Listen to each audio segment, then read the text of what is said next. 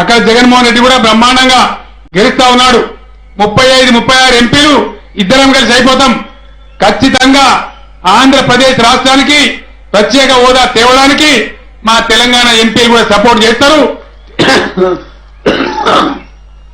TRS కూడా support చేస్తుంది. పాలసీగానే మనవి చేస్తా ఉన్నా. ఎందుకంటే మేము పక్కోళ్ళు బాగుండాలని కోరతాం కానీ మంది చెడిపోవాలని నీలాగా సన్నాసిలాగా మేము కోరం. నీలటువంటి దరిద్రం బుద్ధి మాకు లేదు. నీలంటే అల్పులం మేము కాదు. మేము బతకాలి, ఇతరులు కూడా బతకాలని కోరుతాం మేము. ఇంకో మాట చెప్తా ఉన్నా, నీకు లేదు తెలివి, కానీ నాకున్నది తెలివి. నాకు లెక్కలు తెలుసు. మాకు ఉదార స్వభావం ఉన్నది. గోదావరిలో మేము 1000 టీఎంసీలు మాకు అలకేషన్ ఉన్నది. దాన్ని బాధ్యతగా తీసుకుంటాం. ఆంధ్రప్రదేశ్కి చెప్పినాం, మీరు పోలవరం ప్రాజెక్టు కట్టుకోమన్నాం. మేము పోలవరానికి అడ్డం రాలే. తెలంగాణ ముంచుతామంటే వద్దన్నాం కానీ పోలవరం ప్రాజెక్టు కట్టడానికి కూడా మేము సంపూర్ణ సహకారం చేస్తాం. ఎందుకంటే నీళ్లు వేస్ట్ గా పోతా ఉన్నాయి. ఈ సంవత్సరం కూడా 2600 టీఎంసీల నీళ్లు సముద్రం పాలైపోయినాయి. తెలంగాణ ఆంధ్ర వాడిన తర్వాత సముద్రానికి పోయిన దానికంటే మీరు ఆంధ్ర వాళ్ళు మాడుకుంటే మాకేమైనా అబ్జెక్షన్ ఉంటుందా? మాకేం ఉండదు. మేము కోరేదల్లా మా వాటా మాకు రావాలి, మా పొలాలు మారాలి, మాతో పాటు మీరు కూడా బతకాలని కోరుతున్నాం తప్ప నీలాగా రాజకీయాల కోసం అబద్ధం ఆడే వాళ్ళం కాదు.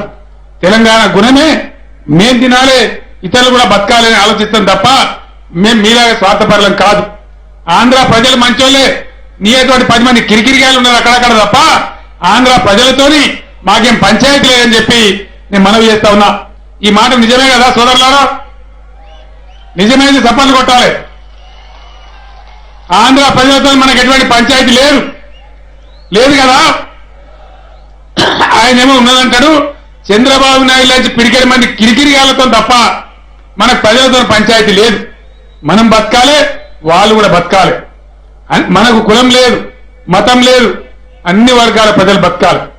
ఇలా మీ అందరితో నేను కోరేది, ప్రధానమంత్రి స్థాయి వ్యక్తులు వచ్చి హిందువులు ముస్లింలను మాట్లాడొచ్చునా, మైనార్టీల గురించి మాట్లాడొచ్చునా, అందరం కలిసి బతకొద్దా, బతకలేమా? ఈ దేశాన్ని విడదీసి ఎడ్దారి తీస్తారు, ఎటు తీసుకుపోతారు? ఈ దుర్మార్గాలు ఆగిపోవాలి. దేశాన్ని విభజించి పాలించే దుర్మార్గ కూటనీటి మంచిది కాదు మన దేశానికి. బ్రహ్మాండంగా గంగా జమున తహజీబ్ లాగా అన్ని మతాల ప్రజలు, అన్ని వర్గాల ప్రజలు, అన్ని కులాల ప్రజలు కశ్మీర్ నుంచి కన్యాకుమారి దాకా కలిసిమెలిసి బతుకుతా ఉన్నాం. దేశం సంపద పెరగబోతా ఉంది.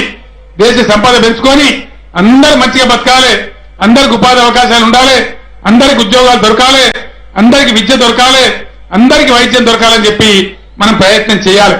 ఆ ప్రయత్నం మీ బిడ్డగా నేను దయచేసి మీకు మనవి చేస్తా ఉన్నా. రంజిత్ రెడ్డి గారు చాలా పెద్ద తెలంగాణ ఉద్యమకారుడు.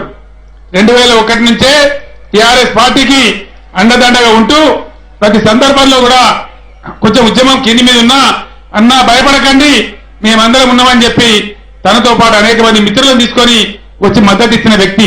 ఆయన నిన్నడే పదవి అడగలే. ఈసారి నేను పార్లమెంట్కి పోతా, చేవెళ్ల నియోజకవర్గానికి సేవ చేస్తా, నాకు సంబంధించిన చాలా పోల్ట్రీలు ఇక్కడ ఎన్నో అయిన నుంచి నాకు అనుబంధం ఉందంటే ఆయన ఇక్కడ తెచ్చి పెట్టడం జరిగింది.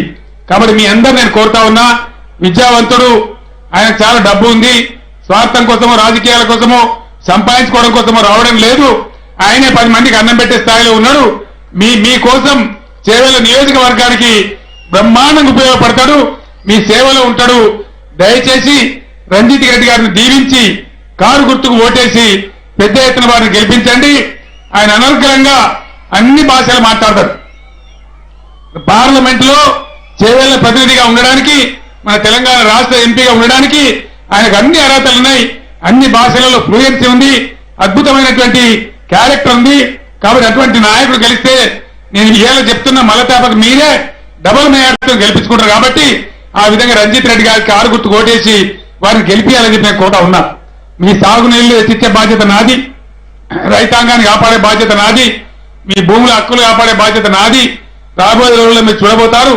నేనే స్వయంగా జిల్లాకు వచ్చి అవసరమైతే 2-3 రోజులు ఉండి మీ పట్టా భూములు గాని పోడు భూములు గాని అన్ని పరిష్కారం చేయించే బాధ్యత నేను తీసుకుంటా ఉన్నాను.